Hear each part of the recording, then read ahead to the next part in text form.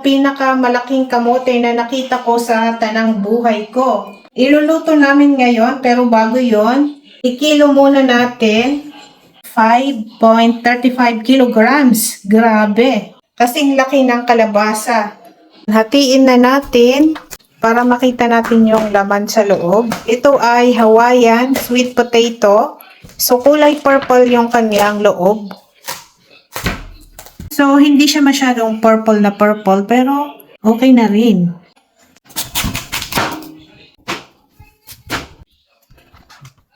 Ayan, nakikita na yung ibang purple niya. Dahil masyadong malaki itong kamote ay kalahati lang muna nito ang aming iniluto. Simpleng luto lang, ilalaga lang namin itong kamote. At excited na akong matikman ito. Ito na rin yung aming pang dinner. After ilang minutes ay luto na yung kamote kaya natatakam na ako na kumain kasi mukhang masarap yung itsura niya. Tikiman time na.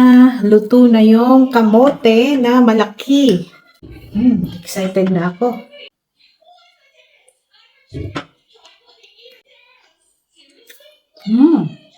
Creamy and delicious. Hindi siya masyadong matamis pero maganda yung texture niya kasi hindi siya matubig. Ayan, meron siyang purple.